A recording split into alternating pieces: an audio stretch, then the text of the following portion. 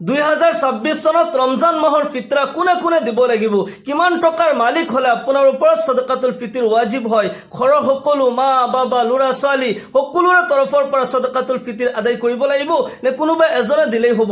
ইয়াৰ পৰিমাণ কিমান? 2026 চনত ৰমজান মাহৰ ফিতৰা আপুনি কিমান টকা দিব লাগিব, কোন ঠাইত দিব, ক'ত দিলে, কোনজনক দিলে আপোনাৰ সদকাতুল ফিতৰ সহি আৰু শুদ্ধ হ'ব?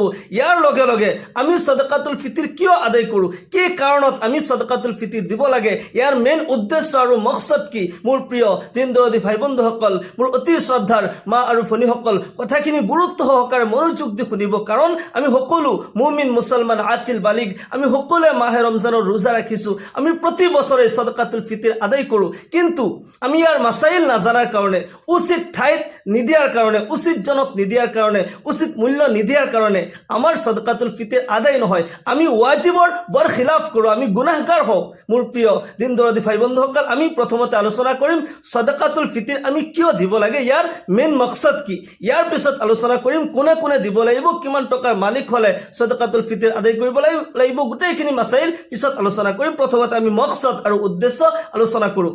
আল্লাহর রসুল জনাবে মুহাম্মদ রাসূলুল্লাহ সাল্লাল্লাহু আলাইহি ওয়াসাল্লাম ইরশাদ করে, হযরত আব্দুল্লাহ বিন আব্বাস রাদিয়াল্লাহু আনহু বর্ণনা করে, আবু দাউদ শরীফের রিওয়ায়াত হয়, ফারাদা রাসূলুল্লাহ সাল্লাল্লাহু আলাইহি ওয়াসাল্লাম যাকাতাল ফিতরি তুহরাল লিসসিয়ামি মিনাল লাগবি ওয়ার রাফাসি ওয়া তু'মাতাল লিল মাসাকিন। রোজার মেইন উদ্দেশ্য, মেইন মকসদ কি ইয়াতে বুঝি পাবো। আল্লাহ রসুল সাল্লাল্লাহু আলাইহি ওয়াসাল্লাম যাকাত আল ফিতরি অর্থাৎ সদকাতুল ফিতর ওয়াজিব করেছে, ফারাজা বিমানা ওয়াজাবা। আল্লাহ রসুল সাল্লাল্লাহু আলাইহি ওয়াসাল্লামে সদকাতুল ফিতর ওয়াজিব করেছে, কারণটো কি?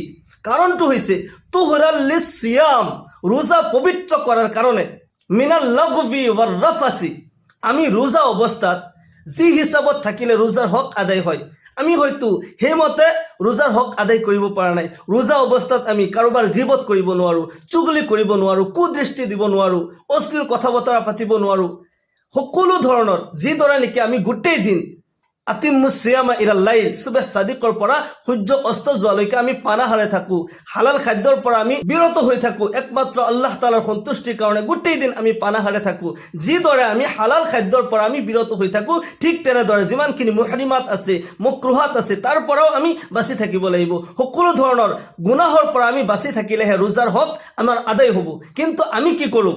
আমি কাৰোবাৰ চুগলি কৰোঁ, আমি কাৰোবাৰ সমালোচনা কৰোঁ, যিটো শুনিব নালাগে গিবত আমি শুনো, আমি চকুৰে কিবা যিটো বেয়া বস্তু দেখিব নালাগে সেইটো আমি দেখিছোঁ। এইবোৰ গুনাহৰ কাৰণে আমাৰ ৰোজাত নাকিছ আহি যায়, ৰোজা দুৰ্বল হৈ যায়। আল্লাহৰ নবী সাল্লাল্লাহু আলাইহি ওয়াসাল্লামে জানে যে মোৰ উম্মতে সতৰ্ক হৈ থকাৰ চেষ্টা কৰিলেও কিছুমান ভুলটো হ'বই, যাৰ কাৰণে ৰোজাত দুৰ্বল হ'ব। আল্লাহৰ নবী সাল্লাল্লাহু আলাইহি ওয়াসাল্লাম সেই সকলৰ কাৰণে এটা আসান দিছে যে ৰোজাত যদি কিবা ভুল ভ্ৰান্তি হয়, যদি কিবা কমি হৈ যায়, তেতিয়াহ'লে তোমালোকৰ এই ৰোজা পবিত্ৰ কৰিব, এই সদকাতুল ফিতৰ তোমালোকে আদায় কৰিবা। 1 নম্বৰ তুহৰাল লিসিয়াম মিনাল লাগবি ওয়াৰ ৰাফাসি, 1 নম্বৰ মকসদ হৈছে যে ৰোজা পবিত্ৰ হয়, সদকাতুল ফিতৰৰ দ্বাৰা ৰোজা পবিত্ৰ হয়। 2 নম্বৰ মকসদ হৈছে ওয়া তু'মাতাল লিল মাসাকিন, আমি ৰোজা ৰাখি ৰোজাৰ শেষত আমি ঈদুল ফিতৰ আদায় কৰোঁ, এক উৎসৱ আমি পালন কৰোঁ। এই ঈদৰ যি ফূৰ্তি, এই দিনা আমি ভাল পোছাক পৰিধান কৰোঁ, আমি ভাল খানাৰ আয়োজন কৰোঁ, 2 ৰাকাত নামাজ পঢ়োঁ, আল্লাহ তাআলাৰ শুকৰিয়া আদায় কৰোঁ, গোটেই মাহৰ ৰোজা যে ৰাখিলোঁ। এই ঈদৰ যিটো ফূৰ্তি, এই ঈদৰ ফূৰ্তি কিন্তু সকলোৰে কাৰণে আল্লাহৰ নবী সাল্লাল্লাহু আলাইহি ওয়াসাল্লাম সেই কাৰণে যাকাতুল ফিতৰ ফৰজ কৰিছে যে ধনীসকলে গৰীব দুখীয়াসকলক দান কৰিব। ধনীসকলে যেতিয়া নিজৰ মালৰ পৰা কিছু অংশ গৰীব দুখীয়াসকলক দান কৰিব, তেওঁলোকেও এই ঈদৰ ফূৰ্তি উদযাপন কৰিব পাৰিব, তেওঁলোকেও আনন্দ উপভোগ কৰিব পাৰিব। দিনে ইছলাম মাথো এক ধৰ্ম নহয়, ই সম্পূৰ্ণ জীৱন ব্যৱস্থা হয়। সকলোকে কদম বা কদম মিলাই, সকলোকে একেলগ কৰি দিনে ইছলাম চলাৰ শিক্ষা দিছে, সকলোকে একেলগে চলাৰ শিক্ষা দিছে। আমি যেতিয়া মছজিদত আহোঁ, কোনোবা মিনিষ্টাৰ হয়, কোনোবা ছাগলী চৰোৱা, কোনোবা ৰখীয়া হয়, সেইজনো আহি পেলাই একেলগে কিন্তু থিয় হয়। মছজিদত কিন্তু কোনো ধৰণৰ ভেদভাৱ নাই, কোনোবা কোনো কাৰ কি জাতি হয়, কিন্তু যদি মুছলমান হয় তাৰ জাতি যিয়ে নহওক, যি কৰ্মই নকৰক, যদি মুছলমান হয় মছজিদত আহিছে, এক কাটাৰত থিয় হোৱাৰ ইছলামে শিক্ষা দিছে, তাতে কোনো উচ নিচ নাই। দিন ইছলামে সকলোকে একেলগে কৰি চলাৰ শিক্ষা দিছে। এক হি সফ মে খড়ে হো গয়ে মাহমুদ আয়াজ, না কোই বান্দা ৰাহা না কোই বান্দা নৱাজ। মাহমুদ গজনবী, তেওঁৰ এজন গোলাম আছিল, আয়াজ নামৰ গোলাম। একে চফত যিজন গোলাম হয় একে চফত থিয় হৈছে, যিজন বাদশাহ হয় সম্ৰাট হয় একে চফত একেলগে থিয় হৈ নামাজ পঢ়িছে। এইটো হৈছে ইছলামৰ শিক্ষা। আল্লাহৰ নবী সাল্লাল্লাহু আলাইহি ওয়াসাল্লাম আমাক শিক্ষা দিছে সকলো সমানভাৱে চলা, কোনো উচ নিচ নাই, সকলোকে সমানভাৱে লৈ চলা, যিসকল দুখীয়া হয় তেওঁলোকক সহায় কৰা। মাহে ৰমজানৰ ৰোজা ৰাখিছা, যেতিয়া ঈদ উল ফিতিৰ পালন কৰিবা, তোমাৰ টকা পইচা আছে, তুমি ভাল পোছাক পিন্ধিছা, ভাল খানা খাইছা, যিসকল দুখীয়া হয় তেওঁলোকে কিয় কষ্ট কৰিব, তেওঁলোকক দান খয়ৰাত কৰা। আৰু সদকাতুল ফিতিৰ ৱাজিব হয়, সদকাতুল ফিতিৰ ৱাজিব হয়, যিটো নেকি আদায় নকৰিলে আমি গুনাহগাৰ হ'ম। আৰু কোনে কোনে সদকাতুল ফিতিৰ আদায় কৰিব লাগিব, কাৰ ওপৰত সদকাতুল ফিতিৰ ৱাজিব হয়? সদকাতুল ফিতিৰ সেই সকলৰ ওপৰত ৱাজিব হয় যিসকল নেকি নিচাবৰ মালিক হয়, জাকাতৰ নিচাবৰ মালিক হয়। জাকাতৰ নিচাব মই প্ৰথমতে কৈ দিওঁ, জাকাতৰ নিচাব কিন্তু আপুনি 7.5 তোলা সোণ বা তাৰ মূল্য, ইমানখিনি পৰিমাণ যদি আপোনাৰ ধন সম্পত্তি আছে, আৰু এয়া মাত্ৰ কোনো সোণেই নহয়, যদি আপোনাৰ বেংক বেলেঞ্চ আছে, আপোনাৰ ব্যৱসায় বয়বস্তু আছে, সামগ্ৰী আছে, এইবোৰ মিলাই যদি 7.5 তোলা সোণ বা তাৰ মূল্য ইমানখিনি টকাৰ মালিক আপুনি হৈছে, বা 52.5 তোলা ৰূপ বা তাৰ মূল্য ইমানখিনি টকাৰ মালিক হৈছে। এয়া অকল সোণ ৰূপ নহয়, সোণ ৰূপ মিলাই যদি আপোনাৰ ৰূপৰ মূল্য হয়, যদি আপোনাৰ সোণ ৰূপ কেছ পইচা বেংক বেলেঞ্চ বা ব্যৱসায় সামগ্ৰী আছে, বা কিবা ফ্লাট আপোনাৰ ব্যৱসায়ৰ কাৰণে লৈছে, আপুনি ভাড়া মাৰা গাড়ী আপোনাৰ আছে, এইবোৰ গোটেই মিলাই যদি কোনো এটাৰ পৰিমাণ হৈ যায়, 7.5 তোলা সোণ বা তাৰ মূল্যৰ পৰিমাণ হৈ যায়, 52.5 তোলা ৰূপ বা তাৰ মূল্যৰ পৰিমাণ যদি হৈ যায়, গোটেইখিনি মিলাই যদি হৈ যায়, তথাপিও আপুনি জাকাতৰ নিচাবৰ মালিক হয়। আৰু জাকাতৰ নিচাবৰ মালিক হোৱাৰ কাৰণে এই 7.5 তোলা সোণ বা তাৰ মূল্য, 52.5 তোলা ৰূপ বা তাৰ মূল্য, ইমানখিনি বছৰৰ প্ৰথমত যেতিয়া আপুনি মালিক হৈছে, ঘূৰি এটা বছৰ আপোনাৰ পাৰ হ'ব লাগিব, তেতিয়াহে আপুনি জাকাতৰ নিচাবৰ মালিক হয়। কিন্তু সদকাতুল ফিতৰৰ কাৰণে কিন্তু এটা বছৰ হাউলানে হাউল জৰুৰী নহয়। আপুনি যদি ঈদ উল ফিতৰৰ নামাজৰ আগলৈকে আপুনি ইমানখিনি টকাৰ মালিক হৈ যায়, 7.5 তোলা সোণ বা তাৰ মূল্য ইমানখিনি টকা, 52 তোলা ৰূপ বা তাৰ মূল্য ইমানখিনি, সকলো বস্তু মিলাই যিমানখিনি ব্যৱসায় বস্তু আছে, আপোনাৰ ব্যৱসায় কৰা গাড়ী আছে, আপোনাৰ ফ্লাট লোৱা আছে, ভাড়া ঘৰ আছে, যিমানখিনি আপোনাৰ ব্যৱসায় লাইনৰ সা সামগ্ৰী আছে, সকলোবোৰ নিচাবত কিন্তু হিচাপ কৰা হ'ব। যদি ঈদ উল ফিতৰৰ নামাজৰ আগলৈকে আপুনি ইমানখিনি টকাৰ মালিক হৈ যায়, তেতিয়া আপুনি সদকাতুল ফিতিৰ আদায় কৰিব লাগিব, আপোনাৰ ওপৰত ৱাজিব হয়।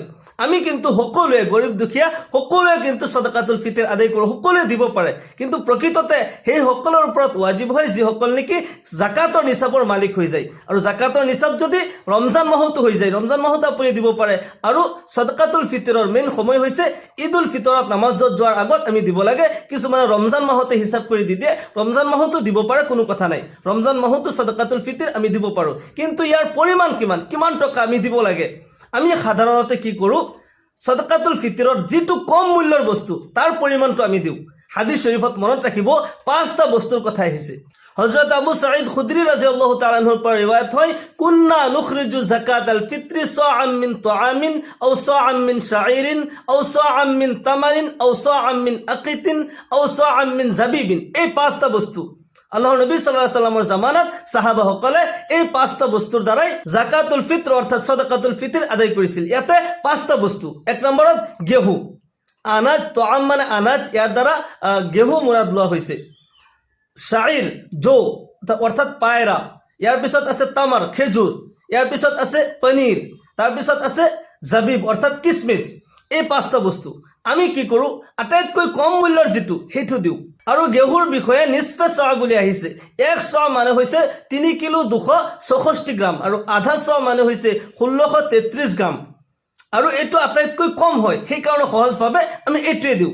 মনত ৰাখিব, হাদিস শৰীফত ইয়াৰ মতলব হৈছে যি ঠাইত যিটো ৰাইজ হয়, যিটো বেছি চলে। হাদিস শৰীফত আৰু অন্য বহুত বস্তুৰ নামো আছে, অকল এই 5টাই নহয়, অন্য ৰিৱায়াতত আৰু বেলেগ বেলেগ বস্তুৰ নামো আছে। যি ঠাইত যিটো ৰাইজ হয়, যিটো বেছি চলে, তাৰ মূল্যটো দিব লাগে। ইয়াত যদি আমাৰ ইয়াত যদি চাই, আমি যে গেহুৰ মূল্যটো বাছি লৈছোঁ আৰু কম দামী বুলি এইটো বাছি লৈছোঁ, আমাৰ এইটো যুক্তিকৰ নহয়। কাৰণটো ইয়াৰে যিটো 5টা বস্তু, এই 5টা বস্তুই কিন্তু আমাৰ ইয়াতে সমানেই চলে, কিন্তু এটাও আমাৰ ইয়াত ৰাইজ নহয়। যদি এই কথা আমি ভাবোঁ যে আমি হাদিছত যিবোৰ বস্তুৰ নাম আহিছে তাৰে ভিতৰত যিকোনো এটা বস্তু দিওঁ, তেতিয়াহ'লে এই 5টাৰ পৰা আমি যিটো মূল্যৱান হয় সেইটো যদি আমি দিওঁ, তেতিয়াহ'লে এজন গৰীব দুখীয়াৰ ভাল হৈ যাব, এজন দুখীয়া নিচলাৰ ভাল হৈ যাব। তেওঁলোকে ভালকৈ ঈদ কৰিব পাৰিব, ভালকৈ ঈদৰ বজাৰ কৰিব পাৰিব। আমি পনীৰৰ মূল্য দিব পাৰোঁ, আমি খেজুৰৰ মূল্য দিব পাৰোঁ, কিচমিচৰ মূল্য দিব পাৰোঁ, কিন্তু কম দামী যিটো ঘেঁহু এইটো আমি দিছোঁ। আমাৰ অসমত যদি চাওঁ যে গোটেইখিনি কিন্তু আমাৰ সমানেই চলে। ঘেঁহু আমাৰ প্ৰধান খাদ্য নহয়, আমাৰ প্ৰধান খাদ্য হৈছে ভাত। চাউলৰ মূল্যটো আমি দিব পাৰোঁ। পৃথিৱীৰ বেছিভাগ ওলামাৰ নজদিক, জমহুৰ ওলামাৰ নজদিক যি ঠাইত যিটো বস্তু ৰাইজ হয়, যিটো বেছি চলে, সেই বস্তুটো অথবা তাৰ পৰিমাণ সদকাতুল ফিতিৰ আদায় দিব লাগে। আমি সেই হিচাপত চাউলৰ মূল্যটো দিব পাৰোঁ। চাউলৰ মূল্য 100 অৰ্থাৎ 3 কিলো 264 গ্ৰাম চাউলৰ মূল্য যদি আপুনি মিনিমাম ৰেটত ধৰে, 50 টকা কেজি ধৰে, প্ৰায় 160 টকা। আমি 160 টকা মিনিমাম সদকাতুল ফিতিৰ দিব লাগে। কোনোবা গৰীব দুখীয়াৰ ভাল হৈ যাব। আমি কি কৰোঁ যে আমি ঘেঁহুৰ মূল্যটো দিওঁ, তথাপিও নিষ্পেচ আধা শ 1633 গ্ৰাম ঘেঁহু বা তাৰ মূল্য এইখিনি আমি দিওঁ। আমি সহজটো ফাঁচি লৈছোঁ। যদি আমি হাদিছত যি 5টা বস্তুৰ কথা আহিছে, صاع من طعام أو صاع من شعير أو صاع من تمر أو صاع من أقط أو صاع من زبيب, এই 5টা বস্তু যদি আমি খেজুৰৰ মূল্যটো দিওঁ, এই 5টাৰ কিন্তু কোনো এটাই আমাৰ ইয়াতে ৰাইজ নহয়। আমি সকলো বস্তুই ব্যৱহাৰ কৰিছোঁ, সকলো কিন্তু খাইছোঁ, কিন্তু ইয়াৰে কোনো এটাও আমাৰ ইয়াতে ৰাইজ নহয়, আমাৰ প্ৰধান খাদ্য নহয়। আমি যদি ভাবোঁ যে হাদিছত যিকেইটা বস্তুৰ নাম আহিছে তাৰে ভিতৰত যিকোনো এটা বস্তু অথবা তাৰ পৰিমাণ দিওঁ, তাৰে ভিতৰত যিটো ভাল বস্তু সেই বস্তুটোৰ মূল্যটো দিওঁ, কোনোবা গৰীব দুখীয়াৰ ভাল হৈ যাব। মাদ্ৰাছাত দান কৰিছোঁ, মাদ্ৰাছাৰ গৰীব ফাণ্ড আছে, গৰীব ল'ৰা ছোৱালী লিখা পঢ়া কৰিছে, দিন শিক্ষা কৰিছে, তেওঁলোকৰ ভাল হ'ব, আমি দামী বস্তুটো দিওঁ। আজিৰ তাৰিখত যদি আমি খেজুৰৰ মূল্যটো দিওঁ, মিনিমাম ৰেটত ধৰিলে প্ৰায় 250 পৰা 500 টকা কেজি, যিটো আৰবী ড্ৰাই ৰেট যিটো, বা আজোৱাটো বহুত দামী, 800ৰ পৰা প্ৰায় 2000 টকা কেজি। 100 খেজুৰৰ মূল্য আমি দিওঁ, তেতিয়াহ'লে প্ৰায় 1000 টকা। আমি যদি দান কৰোঁ, কোনো গৰীব দুখীয়াৰ ঈদৰ বজাৰ হৈ যাব, তেওঁলোকৰ ভাল হৈ যাব। যদি পনীৰৰ মূল্য দিওঁ, আজিৰ তাৰিখত গুৱাহাটীৰ ৰেট প্ৰায় আপোনাৰ 400 টকা, পনীৰৰ 100 যদি হয় প্ৰায় 1300 টকা আমি দিব পাৰোঁ, কোনোবা গৰীব দুখীয়াৰ ভাল হৈ যাব। আমি কি কৰোঁ, গোটেই কম দামীটো দিছোঁ, ঘেঁহুৰ মূল্যটো দিছোঁ, তথাপিও নিষ্পেচ। আমি যদি সব বিচাৰিছোঁ, গোটেই মাহটো ৰোজা ৰাখিছোঁ, এই ৰোজা পবিত্ৰ হ'ব, এই সদকাতুল ফিতৰৰ দ্বাৰা ৰোজা পবিত্ৰ হয়, আমাৰ ৰুহ তাকতৱাৰ হয়। দান খৈৰাত কৰিলে, সদকা খৈৰাত কৰিলে আমাৰ এই মাহৰ, ৰমজান মাহৰ প্ৰতি নফল ইবাদতৰ আল্লাহ ৰব্বুল আলামিন 70 গুণকৈ বঢ়াই দিয়ে। এটা নফল আদায় কৰিলে এটা ফৰজৰ সমান স্বভাৱ, এটা ফৰজ আদায় কৰিলে 70টা ফৰজৰ সমান স্বভাৱ আল্লাহ তাআলাই দান কৰে। প্ৰত্যেক নেক আমলৰ বদলা 70 গুণকৈ আল্লাহ তাআলাই ডাবল কৰি দিয়ে। আল্লাহু আকবাৰ। আমি সদকাতুল ফিতৰটো যিসকল নিচাবৰ মালিক হয় তেওঁলোকেতো আদায় কৰিবই লাগিব, ৱাজিব হয়। ইয়াৰ বাহিৰেও আমি যিসকলে সাধাৰণভাৱে, যিসকলে মিডিল ক্লাছৰ মানুহেও যে সদকাতুল ফিতৰ আদায় কৰিছোঁ, আমি সকলোৱে আদায় কৰিব লাগে। সদকাতুল ফিতৰ আমি সকলোৱে দিব লাগে। ঘৰৰ সকলোৰে তৰফৰ পৰা, ল'ৰা ছোৱালীৰ ফালৰ পৰাও সদকাতুল ফিতৰ দিব লাগে। ইয়াৰ দ্বাৰা আমাৰ ৰোজা পবিত্ৰ হয়, আমি বেছি বেছি স্বভাৱ পাওঁ। কিন্তু আমি ইয়াৰে যিকোনো ভাল বস্তু, যি 5টা বস্তু হাদিছত আহিছে, ইয়াৰে যিকোনো এটা ভাল বস্তু যিটো পৰিমাণ অলপ বেছি হয়, দামটো অলপ বেছি হয়, গৰীব দুখীয়াৰ ভাল হয়, আমি সেই বস্তুটো বাছি ল'ব লাগে।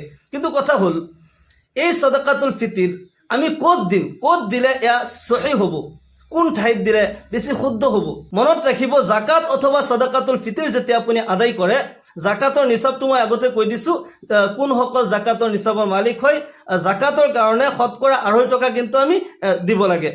আৰু সদকাতুল ফিতৰ যিসকল জাকাতৰ নিচাবৰ মালিক হয় তেওঁলোকে সদকাতুল ফিতৰ দিয়া ৱাজিব হয়। ইয়াৰ বাহিৰেও বাকী সকলোৱে সদকাতুল ফিতৰ দিব পাৰি। কিন্তু যেতিয়া আমি আদায় কৰিম, কোন ঠাইত দিম, 1 নম্বৰত আমি চাব লাগিব যে আমাৰ ওচৰত, আমাৰ খানদানত কোনোবা দুখীয়া মানুহ আছে নেকি, কোনোবা অভাৱী আছে নেকি। যদিও তেওঁলোকক দিবলৈ, ডাইৰেক্ট দিবলৈ বেয়া লাগে বা তেওঁলোকে নলয়, বেলেগ কোনো কায়দা কৰি, বেলেগ কোনো লাইনে দি তেওঁলোকক আমি দিব লাগে। 1 নম্বৰত আমি চাব লাগিব আমাৰ ওচৰত কোনোবা দুখীয়া, কোনোবা অভাৱী আছে নেকি। বা ইয়াৰ লগে লগে সমাজত এনেকুৱা কোনো মানুহ আছে যিসকল নেকি মানুহৰ ওচৰত নোখোজে, হয়তো কিবা বিপদত পৰি পেলাই, কিবা বেমাৰ আজাৰ, কিবা এক্সিডেণ্ট হোৱাৰ কাৰণে, কিবা অসুবিধাৰ কাৰণে মানুহজনৰ অৱস্থা বেয়া, ঈদ কৰিব অসুবিধা হৈছে, তেওঁলোকে খুজিবও নোৱাৰে। সেই তেনেকুৱা ধৰণৰ মানুহক বেলেগ কোনো কায়দাৰ, বেলেগ কোনো উপায় কৰি তেওঁলোকক দিব লাগে, সহায় কৰিব লাগে, ইয়াতে ডাবল স্বভাৱ পায়। ইয়াৰ পিছত গৰীব মিসকিন যদি ওচৰত নাই, দূৰত গৰীব মিসকিন আছে, তেওঁলোকক ডাইৰেক্ট দিব লাগে। ইয়াৰ লগে লগে মাদ্ৰাছা আছে, মাদ্ৰাছাৰ গৰীব ফাণ্ড থাকে, মাদ্ৰাছাত দিব পাৰি ডাইৰেক্টলি, বা মাদ্ৰাছাৰ পৰা যিসকল কালেকশ্যন কৰিবলৈ আহে তেওঁলোকক আমি দিব লাগে। উচিত ঠাইত আমি দিব লাগিব। জাকাত অথবা ফিতৰাৰ পইচা উচিত ঠাইত আমি দিব লাগিব আৰু উচিত মূল্যটো দিব লাগিব। আপুনি যদি ভাবে যে আমাৰ ঘৰত 5টা মানুহ আছো, 50 টকাকে 250 টকা দি দিলোঁ, আপোনাৰ সদকাতুল ফিতিৰ আদায় নহয়। আপুনি কমচে কম আটাইতকৈ কম মূল্যৰ যিটো কমচে কম সেইটোৰ পৰিমাণ হ'ব লাগিব। যদি 1633 গ্ৰাম গেহু বা তাৰ মূল্যও দিয়ে আপোনাৰ সদকাতুল ফিতিৰ আদায় হ'ব। আৰু আজিৰ তাৰিখত 1633 গ্ৰাম গেহুৰ মূল্য প্ৰায় আপোনাৰ 80 টকা। আপুনি কমচে কম 1 চাহ দি দিব। 1 চাহ অৰ্থাৎ আপুনি 160 টকা। একেবাৰে কম মূল্য যিটো আপুনি 160তকৈ কম নিদিব। আজি 160 টকাৰ একো মূল্য নাই, একেবাৰে ভেলু নাই। গতিকে কোনো গৰীব দুখীয়াক যেতিয়া দিছে বা মাদ্ৰাছাত আপুনি দিছে সদকাতুল ফিতিৰ সবৰ কাৰণে দিছে, তেতিয়াহ'লে কমচে কম 160 টকা দিব, ইয়াতকৈ কম নিদিব। কাৰণ এই টকাৰো কোনো মূল্য নাই আজিকালি, একেবাৰে ভেলু কম হয়। ৰমজান মাহৰ প্ৰতিটি নেক আমলৰ বদলা আল্লাহ তাআলাই 70 গুণকৈ বঢ়াই দিয়ে। সদকাতুল ফিতিৰ ৰমজান মাহতো দি দিব পাৰি বা ৰমজান মাহত আপুনি হিচাপ কৰি ৰাখি দিব পাৰি। আৰু ঈদৰ দিনা ঈদৰ নামাজ পঢ়িবলৈ যোৱাৰ আগে আগে এয়া আদায় কৰি শেষ কৰিব লাগে। ৰমজান মাহতো যদি কোনোবা কালেকশ্যনৰ মানুহ আহিছে, কোনোবা গৰীব দুখীয়া মানুহ আহিছে, তেওঁলোকক ৰমজান মাহতো দি দিব পাৰি, সদকাতুল ফিতিৰ আদায় হৈ যাব। মহান আল্লাহ তাআলাই আমাক সকলোকে দ্বীনৰ সহি সমাজ দান কৰক। সকলোকে আল্লাহুম্মা আমিন ওয়া আখিৰু দাওয়ানা আলহামদুলিল্লাহি ৰাব্বিল আলামিন। আসসালামু আলাইকুম ওয়া ৰাহমাতুল্লাহি ওয়া বাৰাকাতুহু।